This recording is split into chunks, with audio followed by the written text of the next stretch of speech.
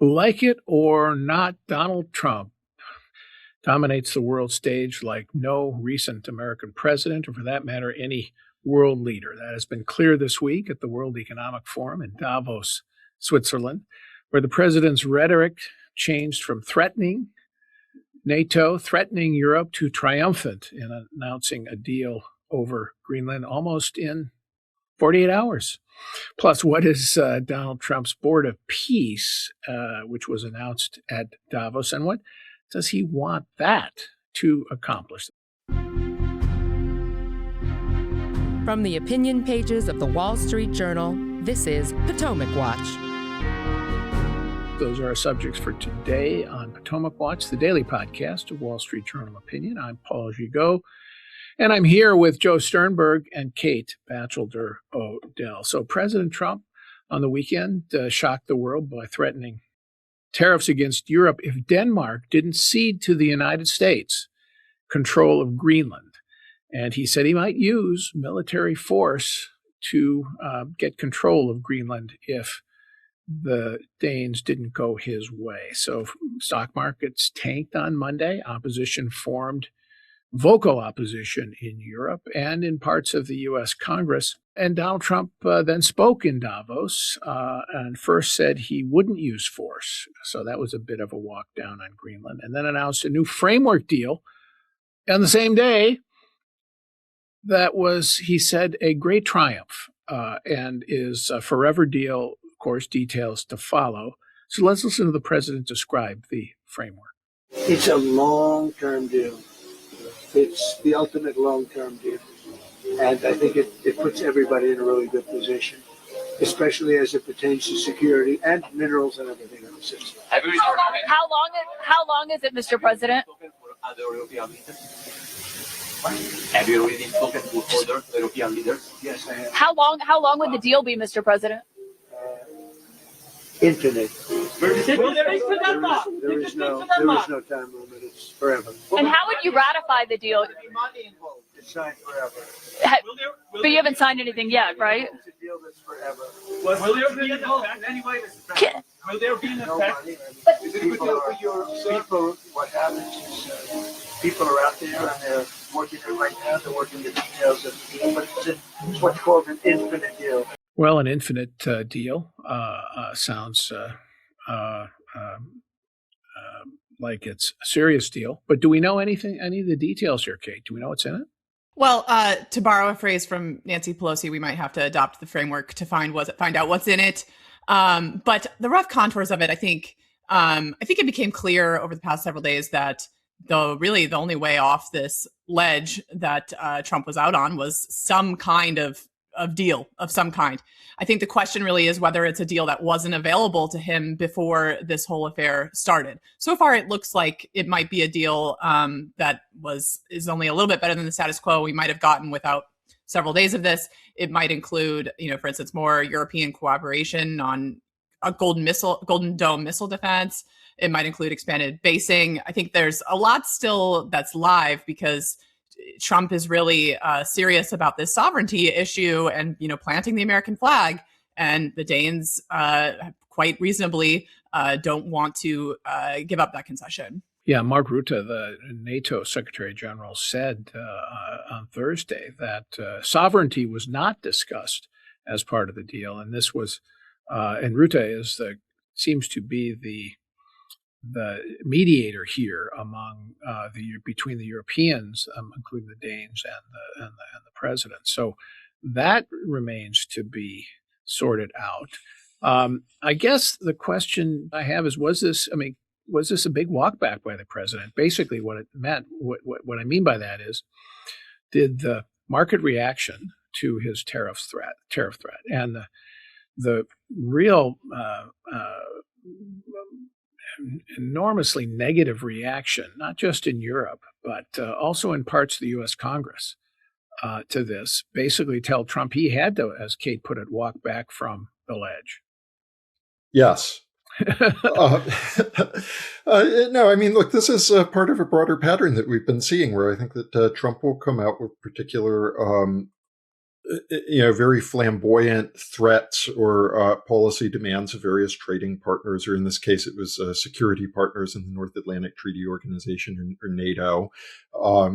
These outrageous territorial demands over Greenland.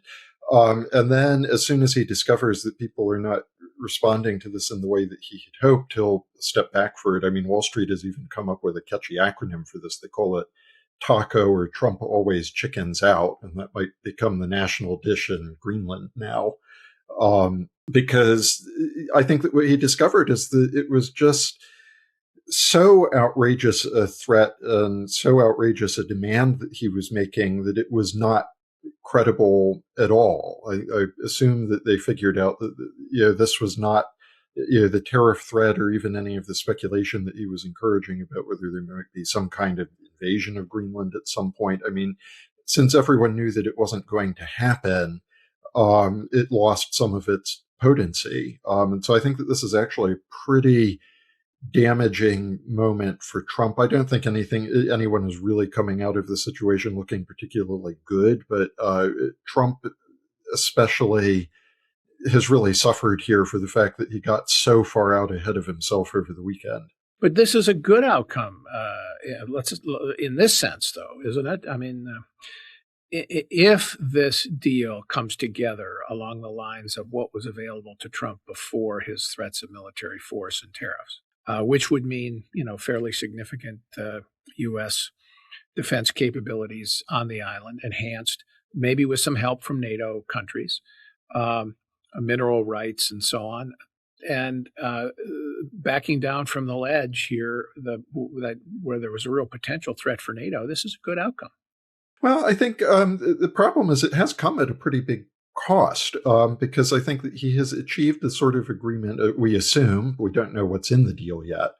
We assume that what he has agreed with Denmark and other NATO allies is what would have been available to him without the threat of the tariffs and sort of the back and forth with our partners over the ensuing few days. Mm-hmm. But it has been a big blow to his credibility, because I think that people are noticing again that he is so responsive to Wall Street in the way that he seems to have been here. Well, thank heavens, Joe. Yes.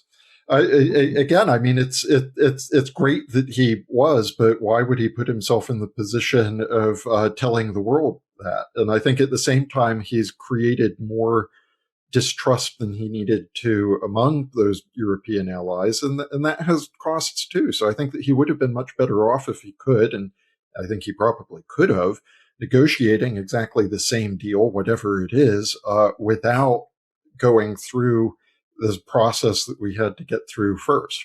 On that point, Kate, this would suggest to me that all of the talk that somehow Trump is this uncontrolled rogue actor in the world with no guardrails, no controls at all on his behavior is wrong. That the guardrails here were the financial markets, that he had to pay attention to our allies to some extent, and that he in particular had to pay attention to what I know for sure from my own reporting were the soundings in Congress. Mr. President, if you do this, if you invade Greenland, you will be stopped. I mean, they will cut off funds for the use of troops. One senator I talked to said, who likes Trump, said, we will cut off funds for the use of force against Greenland. Said it flat out. Well, right. I mean, and Congress is a proxy for public opinion, and there was not really any constituency, even really within the MAGA tent, for a actual war for Greenland or even a protracted trade war. The constituency just wasn't there. So I think that was, in addition to the markets, a check on Trump. Just to add one point to Joe's analysis on the is this deal worth having question. I mean, it started, remember, as we need to check Russian and China's influence in the Arctic and compete with them. The biggest question in that larger competition right now is what's the outcome in Ukraine?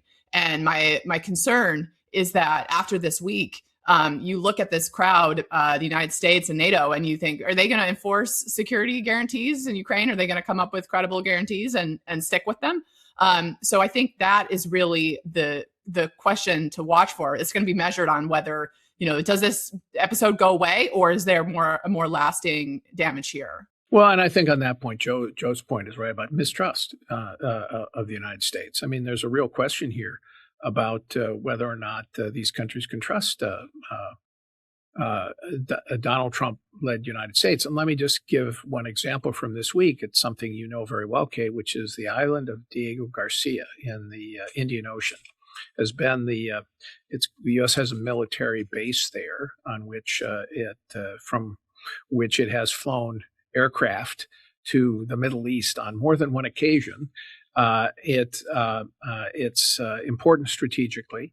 The British cut a deal earlier this year where they are going to give the sovereignty over to Mauritius, which claims it, Diego Garcia, and lease it for something like 30 years so that the U.S. and British bases, military presence can still stay there. The U.S. assented to that deal earlier this year.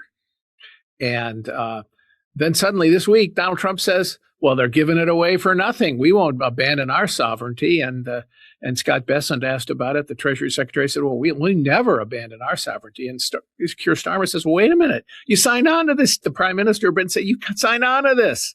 What in the world are you now pulling the rug out from us right now?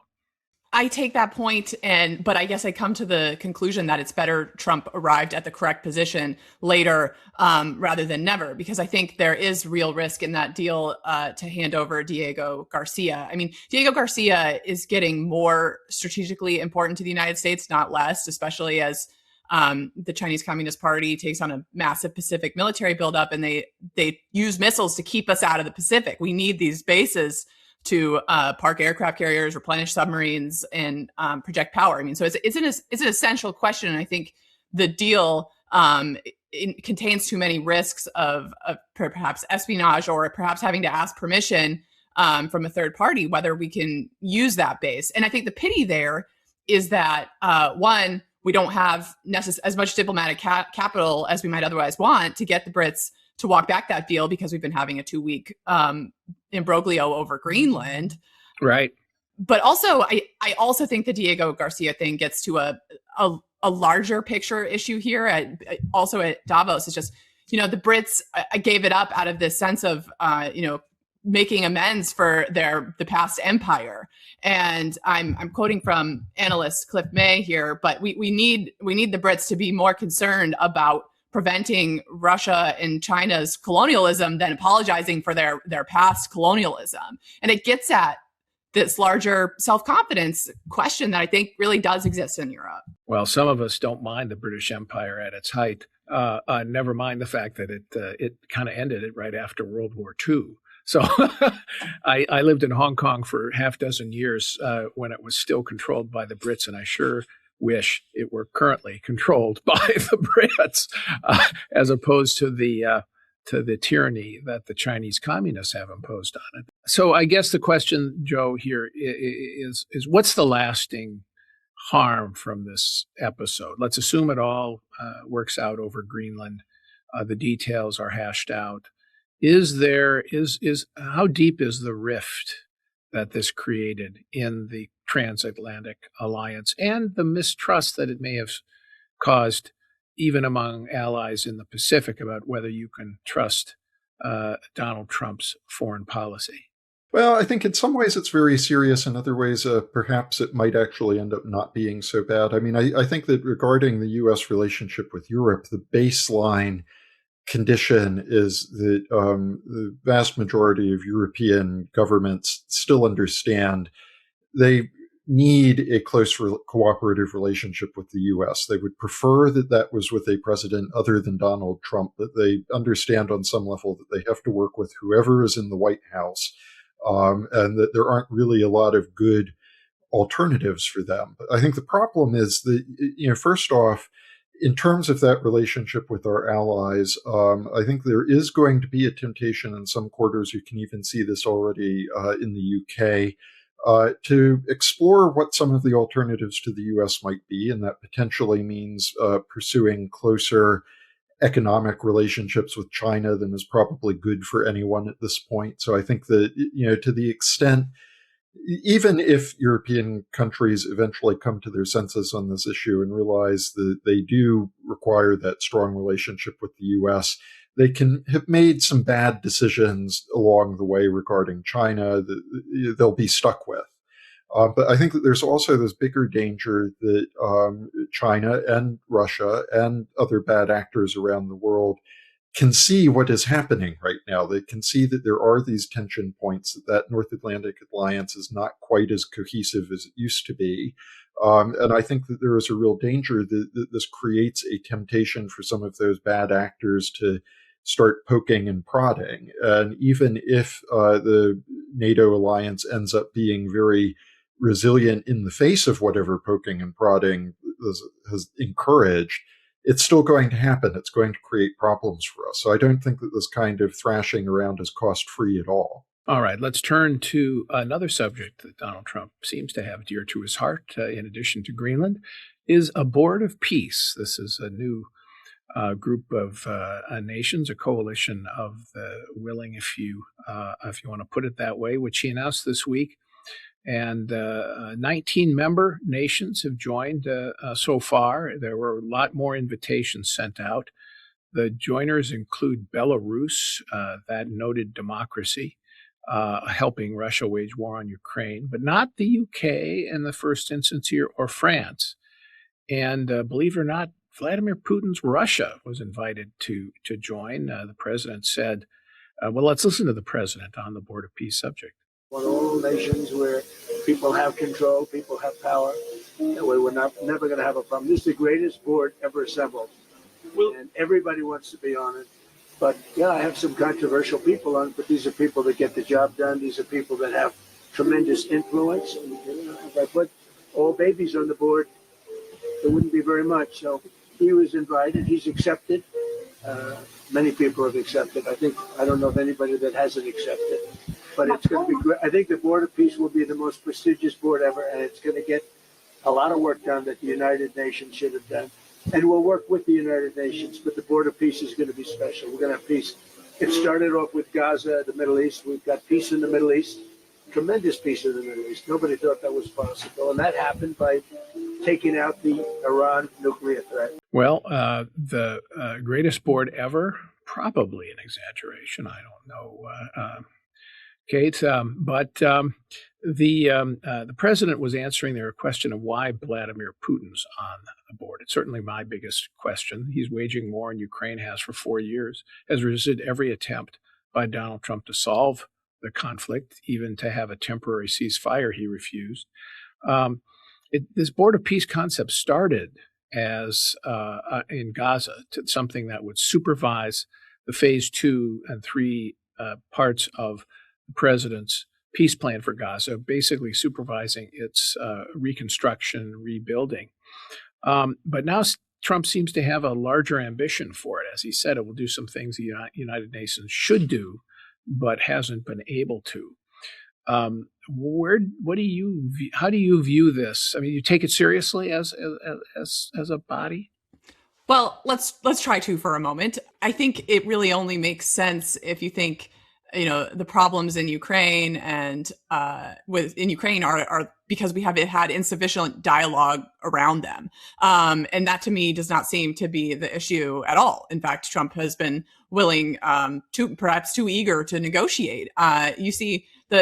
You get this argument from folks in Washington that, we're willing to talk to everybody. We're willing to negotiate. And that's not really what anybody's objecting to. It's not a problem that they want to get together and discuss things. I mean, the main problem I see with the Board of Peace with Vladimir Putin on it is that he's going to exploit it to get what he wants in other arenas. I mean, I wouldn't be surprised if he does sign up and show up and make a big show of being part of the legitimate international community, and meanwhile keep going foot pace by foot pace in eastern Ukraine, and use it as to further his aims elsewhere. I think that is just a huge risk of this institution, in addition to kind of its replicating of the UN, even as Trump just left dozens of UN institutions for just being useless multilateral governance organizations that don't further American interests. So it's tough to get a handle on the larger picture there. Yeah, I think Trump's criticism of a lot of multilateral institutions is very well taken.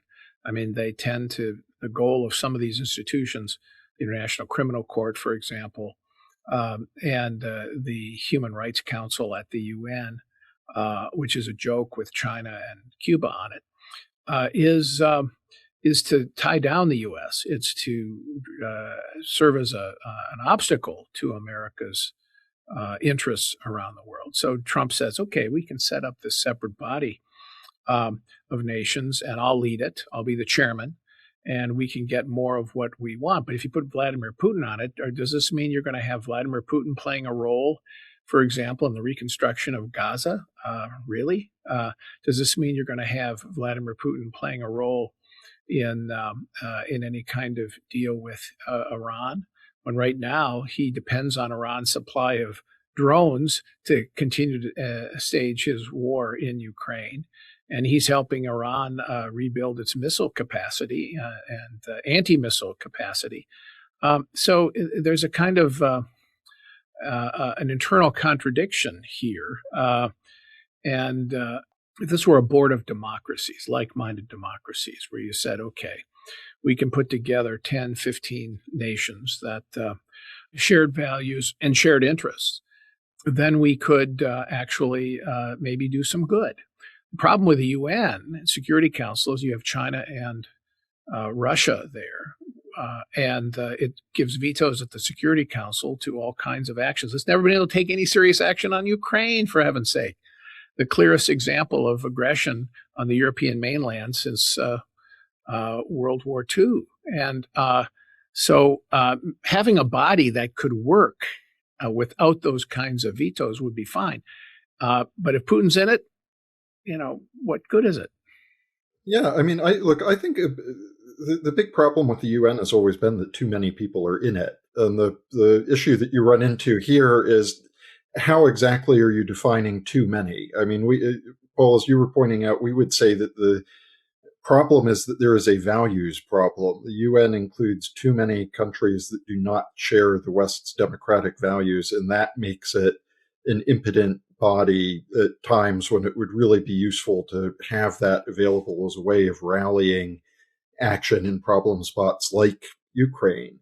I think Trump seems to be operating from the premise that the UN's problem is that it has too many small members in it. And so if you can create this institution that just has some of the big fish, like the Russias and the Chinas of the world, that you can knock together those heads and sort of reach an agreement. But that has never been the problem with the UN. And what's so frustrating about this is that at the same time, the Trump administration is actually doing some positive stuff related to the UN, mainly to do with pulling out of all of these nonsense little UN organizations. I read the list at one point a month or two ago when they pulled out and then promptly forgot all of them because no one knew that they existed, and the people who work there probably couldn't tell you what they do. So look, if we're pulling out of those parts of the UN or the international order, that's great, but keep up that momentum by trying to find ways to work with democratic partners like some of our NATO allies, instead of constantly banging our heads against the wall of trying to bring these non-democratic actors in and then hope that maybe this will be the thing that will civilize them. Well, the G7, which includes Japan and the big powers in Europe, there's a board of peace, or at least it's supposed to be. And sometimes they can rally action through NATO or get support for multilateral action in service of free nations. Where do you think this goes, Kate? I mean, is it apparently? I mean, Trump doesn't seem to think it needs anything from the U.S. Congress, no treaty power or anything like that. Right. I mean, I think that's dubious, and I think to your point about your own conversations in the Senate are similar to mine. That he has managed to alienate, like I said, different parts of the Republican coalition, not just, more traditionally hawkish Republicans. I mean, there's a pretty broad consensus that the showdown with Greenland did not redound to our benefit. And so I think that is a check on him. And like I said, it's a check on the public's willingness to do this. But I do worry that you could end up back in this same showdown if we are not, if Trump doesn't get a deal that he really likes or thinks is sufficient. I do think the Greenland, and I've said this before, the Greenland issue has gotten deep into his imagination about being a consequential president. And so he's not likely to simply move on for it or cut his losses the way he does a lot in other parts of the world. And so that's why I think, hopefully there is some kind of, the best case scenario is a deal that allows everybody to declare victory and hopefully go on being a defensive alliance in Europe. That is the outcome, I think, the best outcome for American interests and for Europe and arguably for freedom in the world. So let's hope that can come together. And if Donald Trump wants to declare victory on on those kinds of grounds, I'll be happy to salute.